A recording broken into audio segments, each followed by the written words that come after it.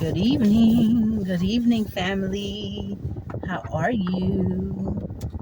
Listen, I want to say something to my young people. I just finished grocery shopping, and as I was getting ready to be checked out, the young sweet guy that was checking me out, he says, "How are you doing this evening?" I could tell his countenance was kind of down, um, and I said, "I'm doing well by the grace of God. How are you?" And he was like, "Well, I've been kind of down and sad." And he said, "I've been, you know, just dealing with a lot of heartache." He said, um, my girlfriend broke up with me. And then shortly after, 2 days after that, my best friend died. And I said, "I'm so sorry to hear that." And you can see his eyes. His eyes were so swollen. Young guy. His eyes were so swollen, right up under and red. And I said, "I'm so sorry that you're going through so much pain at this time." And I said, "What was the reason your girlfriend broke up with you?" And he says, "She said that she's got a lot going on right now, and she's going to be so busy, and she doesn't want me to just sit and wait on her." And so I said, "How old are how old are you? How old is she?" And he said, she's 17. So I said, "Well, did she say what she's going to be busy with? Are you guys preparing for college and stuff like that?" And so he started telling me everything that this young girl had going on, and I was marveled by it. The different businesses with her skills that she has. So she is very busy in some of the things that he was saying that she has going on. And I said, "So it seems like she's being considerate of you, and she's honest." He says, "Yes, she's very honest, and she, I love her." He said that, he was the first guy to be there for her, and they went to something together. And so I guess they've been, he really, really loves her, and she's been like a very good friend to him as well. But it appears as this young girl has so many different, she's ambitious, and she has so many different things where she wants to establish herself. And he says it's not that she's going to look for other guys. She's not that type of girl. And she even assured me that it's not like she's dating anyone. She doesn't want to be with anyone else, but she just doesn't want me to sit still because he's working, obviously, at the grocery store. So she has some goals and things that she wants to work on. And what I gather from all of that, she wants him to also, think outside the box and maybe look and try and grow. Like, don't just settle and focus on her, even though she might love you or like you at this time. She wants to grow and accomplish many of her goals, and she doesn't want you just sitting, working, and waiting. And she knows that she may not be able to fulfill all of the time. He says that she says she doesn't have the energy. Like, she's not really going to have the energy to pour into the relationship and try to focus. And it takes a lot of focus when you want to establish yourself. And so I said all of that to say this, young people especially, wait to find love. Wait to find love until you are ready to focus on love, and you can give your emotion, you can be there emotionally, and support each other. And of course, being in a relationship, when a man and woman come together, we are supposed to be helpmates to each other. We are, we grow together, we love on each other. Your wife becomes like your mother, your husband becomes like your father.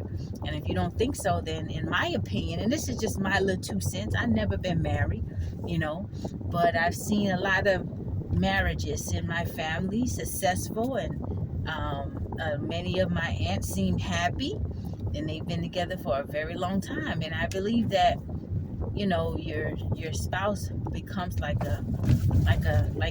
your mother, your best friend, your lover, your confidant, vice versa, but when you're trying to establish yourself, there are goals and dreams that you have. And once your heart gets unraveled, once you let down the guards of your heart, and you begin to fall in love, You know, everything we do flows from that. Love is very, very strong. You know, I'm not saying that we don't love people and love each other. That's agape love. But when we are falling in love, love is very, very powerful. And you hear some people say, oh, there's a thin line between love and hate. Because when people have given their full love and their full heart, and then they have someone betray that love, someone they've been intimate with, um, they've been, you know, in a close union bond with, sometimes some people go crazy, crimes of passion, you know. But I feel like when young people, when you're young and you're trying to establish yourself, you don't really know what you want to do in this life. Sometimes you don't really know yourself, and you have to give yourself time to grow and your goals and things that you want to work on. If you get locked down in a love too fast, sometimes it could limit that. You know, I've heard the stories of some people that say, oh, I should have waited for I had all these kids, and I wanted to do this and I wanted to do that, you know, because they didn't ask to be here, and they deserve the full love and nurturing and support from both parents. And when you fall in love and you're doing things, and you know, you're beginning to have sex and stuff like that, there is a possibility that you can bring a child into the world, whether it was planned or unplanned. You know, there shouldn't be any sex outside of marriage anyway. But at the same time, what I'm saying is, when you're falling in love with somebody and you're focused on that individual, you know, you're going to crave more and more of them. It's a natural thing to have those desires. But I think that taking the time to maintain yourself and get all of your accomplished, many of your dreams, your goals, desires, you won't have to worry about being limited or having someone who has a part of, you know, who's giving you a part of their heart, who holds you, you know, you hold a place in their heart. They may not want you to fly out here to Timbuktu. They may not want you to fly to California. You know, there's a elder that I was talking to at the gym. You know, his marriage failed when they were married. You know, they had their children and everything, and so he had ambitions. He got the job over here at this school. He was coaching, he was doing a lot of things, and so his job wanted him to travel, and he was excited and he wanted to go. But here you've already established a family, and these children are in school, and your wife is enjoying the home that you guys have together, and she has her job, and so she had to move with you one time when you moved, you know, because she loved you enough to move with you, take up the kids. Then you had another opportunity to come up, you needed her to move with you again, and because she loved you and she didn't really want to move, she moved again and having to change the kids' location. Then it was another time and she's like, no, we're not doing this again, because then it becomes, okay, this is selfishness. I've moved with you, I've compromised with you so many times. We have children, I'm comfortable, I have another job, I like where I'm at, and everything is about moving. So then that can cause kind of frictions and stuff like that. You know, it can be difficult sometimes, but there is compromise that should come regardless, because we are human beings and things can happen sometimes. But I just think that when you're young and you're teenagers and you're 17 and 18 and 20s and stuff like that, you got time on your hands. You're still young. You're young in your 30s. You're young in your 40s. You know, I shared a video about, you see how some of the elders in my family, they still look young. You would have never known. Many of you would have never known their ages had they not revealed it to you. You know, we age very, very gracefully in my family, and many of the elders in my family that are married, they're still working. Many of them are in their 80s, they're in their 70s, and they're still traveling. They work together. And so when you find somebody where you can, you know, just mesh with, work together with, it's a good thing. It's a blessing. You're on the same thing, but same page. But also, when you are very, very ambitious, sometimes you may have to take time and just focus on yourself so that you're not distracted by the demands of a lover, of a relationship, you know, because when people start loving you intimately and giving you their heart, they're going to demand more of you, you know. And love is a great thing. Love is very powerful. But at the same time, unraveling love at the wrong timing can cause a lot of pain, right?